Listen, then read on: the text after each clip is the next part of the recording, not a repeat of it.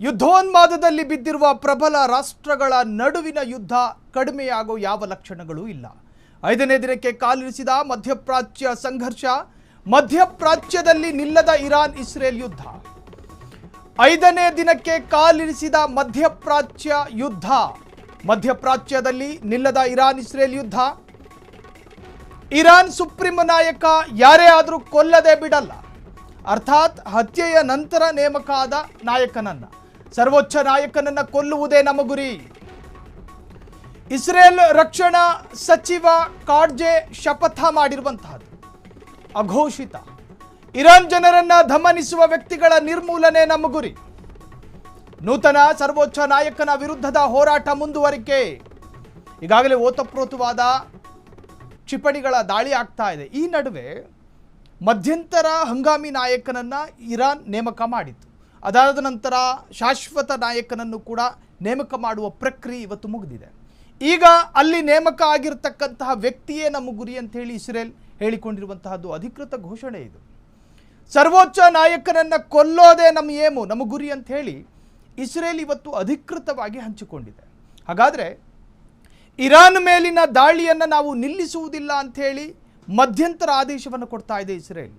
ಇದರಿಂದ ಇಡೀ ಪ್ರಪಂಚ ತಿಳಿದುಕೊಳ್ಳಬೇಕಾದ ವಿಚಾರ ಏನು ಅಂದರೆ, ಯುದ್ಧ ನಿಲ್ಲುವ ಲಕ್ಷಣಗಳಿಲ್ಲ. ನೂತನ ಸರ್ವೋಚ್ಚ ನಾಯಕನ ವಿರುದ್ಧ ಸಮರ ಸಾರಿದ್ದೇವೆ, ನೂತನ ಸರ್ವೋಚ್ಚ ನಾಯಕನನ್ನು ಮುಗಿಸಿಯೇ ಬಿಡ್ತೀವಿ ಅಂಥೇಳಿ ಇಸ್ರೇಲ್ ಅಧಿಕೃತವಾಗಿ ಹೇಳಿಕೊಂಡಿದೆ. ಅಯಾತುಲ್ಲಾ ಅಲ್ ಖಮೇನಿ ಅವರ ಪುತ್ರ ಮುಜ್ತಬಾ ಖಮೇನಿಯನ್ನು ಮುಗಿಸೋದಾಗಿ ಅಧಿಕೃತ ಹೇಳಿಕೆ. ಸರ್ವೋಚ್ಚ ನಾಯಕನನ್ನು ಕೊಲ್ಲೋದಾಗಿ ಇಸ್ರೇಲ್ ಶಪಥ ಮಾಡಿದೆ. 5ನೇ ದಿನಕ್ಕೆ ಕಾಲಿರಿಸಿದೆ. ಈಗಾಗಲೇ ಈ ಯುದ್ಧದ ತೀವ್ರತೆಯಿಂದಾಗಿ ಜಾಗತಿಕವಾಗಿ ಬೇರೆ ಬೇರೆ ರಾಷ್ಟ್ರಗಳು ತೊಂದರೆಯನ್ನು ಅನುಭವಿಸ್ತಾ ಇದೆ. ಒಂದು ತರಹದಲ್ಲಿ ಆರ್ಥಿಕ ತೊಂದರೆ, ಇನ್ನು ಆಮದಿನ ತೊಂದರೆ, ಹೀಗೆ ನಾನಾ ಅರ್ಥಗಳಲ್ಲಿ ನಾನಾ ದೇಶಗಳು ಭಾರಿ ಪ್ರಮಾಣದ ನಷ್ಟಗಳನ್ನು ಅನುಭವಿಸುತ್ತಿರುವಾಗ ಯಾವುದೇ ಒಂದು ಸಣ್ಣ ನಿರೀಕ್ಷೆಗಳು ಇಲ್ಲ ಯುದ್ಧ ನಿಲ್ಲೋದು. ಕ್ಷಣಚಿತ್ತಂ ಕ್ಷಣಪಿತ್ತಂ ಅನ್ನೋ ಹಾಗೆ ಕ್ಷಣ ಕ್ಷಣಕ್ಕೂ ಕೂಡ ತೀವ್ರತೆಯನ್ನು ಪಡೆದುಕೊಳ್ತಾ ಇದೆ.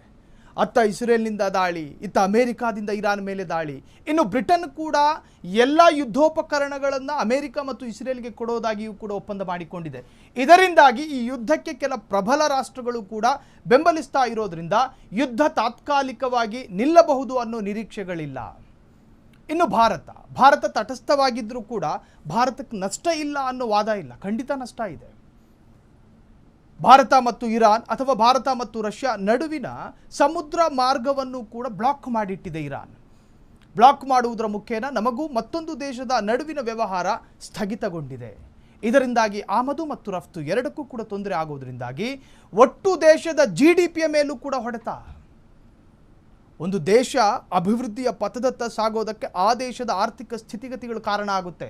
ಆ ಆರ್ಥಿಕ ಸ್ಥಿತಿಗತಿಗಳೇ ಅಲ್ಲೋಲ ಕಲ್ಲೋಲ ಆದರೆ, ತಾರುಮಾರಾದರೆ ಇನ್ನು ರಾಷ್ಟ್ರ ಮುಂದುವರಿಯೋದು ಹೇಗೆ, ರಾಷ್ಟ್ರ ನಡೆಯೋದು ಹೇಗೆ? ಇದು ಕೂಡ ನರೇಂದ್ರ ಮೋದಿ ಸರ್ಕಾರಕ್ಕೆ ಬಹುದೊಡ್ಡ ಸವಾಲಾಗಿ ಪರಿಣಮಿಸಿದೆ. ಮಧ್ಯಪ್ರಾಚ್ಯದಲ್ಲಿ ನಿಲ್ಲದ ಸಂಘರ್ಷ ದಿನ ಕಳೆದ ಹಾಗೆ ತೀವ್ರತೆಯನ್ನು ಪಡೆದುಕೊಳ್ಳುತ್ತಾ ಇದೆ. ಕ್ಷಣ ಕ್ಷಣದ ಸುದ್ದಿಗಳಿಗಾಗಿ ಫ್ರೀಡಂ ಟಿವಿ ಸಬ್ಸ್ಕ್ರೈಬ್ ಮಾಡಿ, ಲೈಕ್ ಮಾಡಿ ಹಾಗೂ ಫಾಲೋ ಮಾಡಿ. ಹೊಸ ಸುದ್ದಿಗಳ ನೋಟಿಫಿಕೇಶನ್ಗಾಗಿ ಬೆಲ್ ಐಕಾನ್ ಮೇಲೆ ಕ್ಲಿಕ್ ಮಾಡಿ.